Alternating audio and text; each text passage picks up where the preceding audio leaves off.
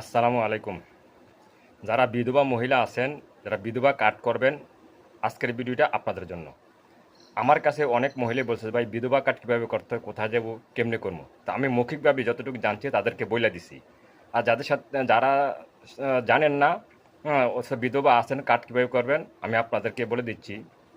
এখন নিয়ম হচ্ছে যে যারা বিধবা আছেন, আপনারা একটা আইডেন্টি কার্ড নেবেন। আপনার যে আইডি কার্ডটা আছে, আইডি কার্ডটা লাগবে এবং জন্ম নিবন্ধন লাগবে। আর যদি চেয়ারম্যানের সার্টিফিকেট থাকে সেটা লাগবে। এটা নিয়ে আপনারা যে কোনো একটা কম্পিউটারের দোকানে যাবেন। যেই কম্পিউটার দোকানে অনলাইন আছে, নেট আছে, ওই কম্পিউটার দোকানে যাবেন, গিয়া বলবেন যে আমি বিধবা কার্ড করবো।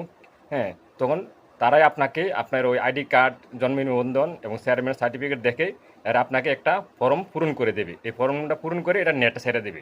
নেটে ছাড়লে তখন পরবর্তীতে সরকারি লোক এটা দেখবে, আসবে, আসে একটা তদন্ত নিবে। আপনার নাম ঠিকানা থাকবে, ওই নাম ঠিকানা অনুযায়ী বাড়িতে আসবে তদন্ত টিম, আইসা সব খোঁজ খবর নিবে। খোঁজ খবর নিয়ে যদি দেখে যে সব ঠিকঠাক আছে, আপনি জেনুইন লোক, যে এটা আসলে বিধবা মহিলা, তখন আপনার কার্ডটা তারা ইস্যু করবে, এটা গ্র্যান্টেড হবে।